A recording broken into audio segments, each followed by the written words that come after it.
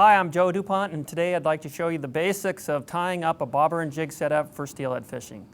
So basically you'll need the material you'll see here on this table. So first of all, we'll need a bobber stop, which you use to help set the depth you want your bait to fish at. We'll need a couple of beads to prevent your bobber from slipping up your line. We'll have a couple corkies that we use to help indicate that your jig is floating where it should be. We have a whole variety of bobbers that you can use in different scenarios. We have a barrel swivel you'll need, a variety of weights you can use again in different scenarios, and then the jig or hook that you might use for bait. So the way you do this is very simple. You'll take a bobber stop, you can buy them in these plastic tubes like this. You just slide it right over your line. You pull the thread off the bobber stop, and then you just pull it tight. You want to pull it nice and snug so it doesn't slide up and down easily. And then cut the tag ends off fairly close to the knot.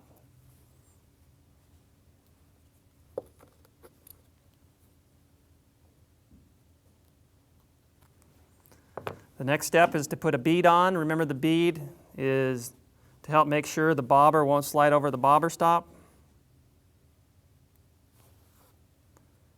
Then we put on the corky, which remember is to help indicate whether our jig is floating properly.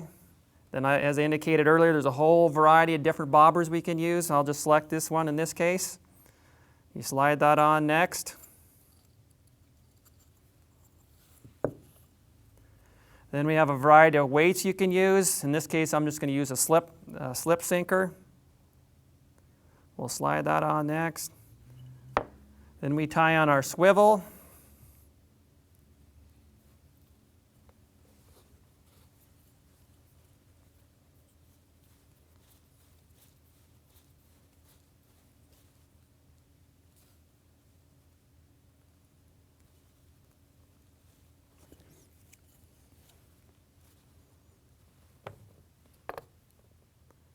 And then finally we have the jig or the bait you want to use. In this case, I'm just going to tie on a jig, but you can also put on a hook with shrimp on it or eggs. A lot of people like to use different types of things.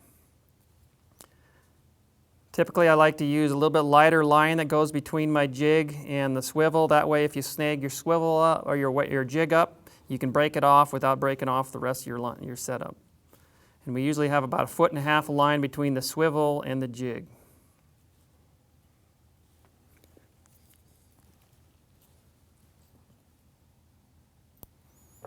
And when all's done, we have a setup just like this with a bobber stop, a bead, a corky, the bobber, a weight, a swivel, and the jig.